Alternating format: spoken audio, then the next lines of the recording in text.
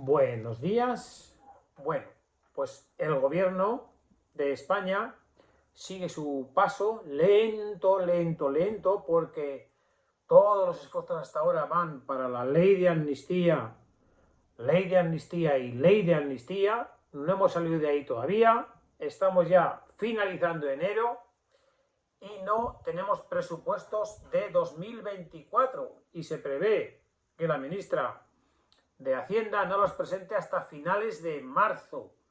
O sea, los temas de sostener el gobierno y los temas de seguir adelante Pedro Sánchez son muy por delante de los presupuestos generales del Estado 2024, un año ya con reglas fiscales que cumplir de reducir el déficit. Pero bueno, es lo que tenemos en este gobierno, que lo que importa es su silla y no el tema que estamos tratando hoy. Lo que se avecina para este 2024 es el gran sablazo. O sea, recientemente se aprobó el techo de gasto para 2024 en 199.120 millones de euros. En segundo lugar, pensionistas y funcionarios, 15 millones de personas, subida de sueldos con arreglo al IPC para 2024, más gasto, más los pensionistas nuevos que entran, que por los que salen los pensionistas vivos suben. La deuda, hay más deuda, más tipo de interés y además hay más deuda, más importe de los intereses de la deuda. La nómina del desempleo, por mucho que dicen, con los fijos discontinuos, la misma. Y a más, este año que ya se ha acabado el COVID y las reglas excepcionales, hay que cumplir el déficit marcado por Europa de reducirlo al 3% del PIB.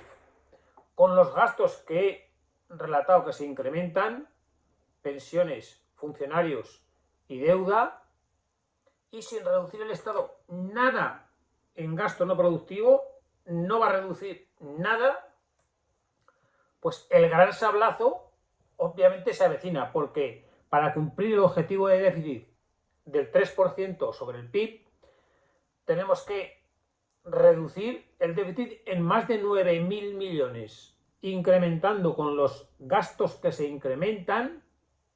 Imagínense el sablazo que se avecina. 1. El impuesto a la banca se prorroga.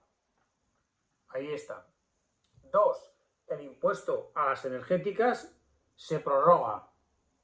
Era temporal, pero va a ser definitivo. Impuesto a la banca, impuesto a las energéticas y el impuesto a las grandes fortunas, que también era excepcional para el año pasado, también se prorroga. Después, los 3 grandes bloques de impuestos: renta, IVA y sociedades. La renta se va a mantener en los tipos para la renta ordinaria y en los tipos marginales altos se va a subir. IVA, este es el gran meollo de la cuestión, porque tenemos ahora mismo con las medidas anticrisis IVA, productos al 0, otros al 4, otros al 5, otros al 10 y otros al 21. Entonces, ya en el primer semestre y también en el primer trimestre, todo lo que está al 0 va a pasar al 4. Todo lo que está circunstancialmente al 5 y al 10, por la crisis, va a pasar al 21. Pero Europa está aconsejando que se eliminen más productos, crisis aparte, de los tipos reducidos y que eso cada año lo dice, y que pase todo al 21. Es decir, todo lo que es al 10, pues transporte de viajeros, carnicería, pescadería, alimentación de la primera necesidad, todo lo que es al 10, que pase al 21. Y por supuesto, todo lo que es al 4 o al 5, que pase al 10 o al 21. Entonces, veremos a ver hasta dónde se atreve Montero, pero reducir el déficit en 10.000 millones incrementando el gasto, mucho me da a mí que el sablazo en el IVA va a ser espectacular, con X, espectacular. Después, el impuesto de sociedades, que grava a las empresas, eliminar todo tipo de deducciones, compensación de pérdidas de ejercicios anteriores y establecer un tipo mínimo efectivo del 15%. Eso va a ir sí o sí. Después, se habla también de establecer un nuevo impuesto, como el de las energéticas, el de la banca, de las grandes fortunas. Yolanda Díaz está negociando ya con Montero, lo ha hecho público, un nuevo impuesto a la distribución alimentaria. Es decir, a Mercadona, Carrefour, Lidl, Aldi, Eroski, Día, Alcampo, o sea, a las grandes cadenas alimentarias que venden el 80 o el 90% del consumo nacional, inventarse un impuesto. Sí que lo recaudarían, pero ¿quién lo pagaría? ¿Al Estado? No, subida de precios. O sea, si Mercadona gana 3.000 millones y le haces pagar 400 millones de impuestos, pues sube los precios para facturar y ganar 400 millones más. O sea, ¿quién va a pagar si ponen un impuesto nuevo a la distribución alimentaria? Los ciudadanos. Otra vez con más IPC.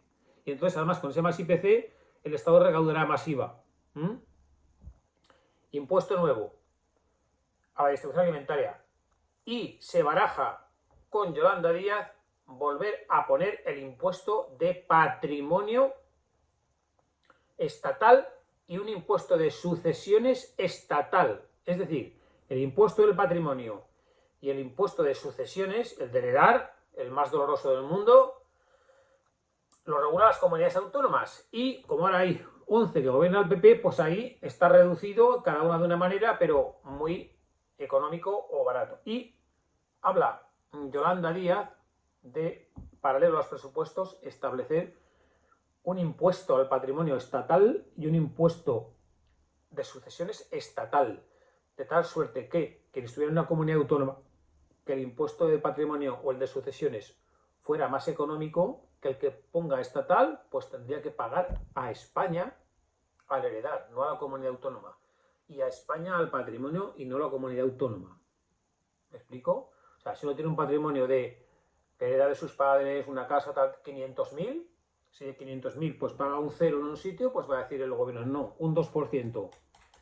En tu comunidad autónoma pagas 0, pues con el 2% aquí pagas 10.000 euros a España. Tela. Esto no son mentideros de noticias bulo.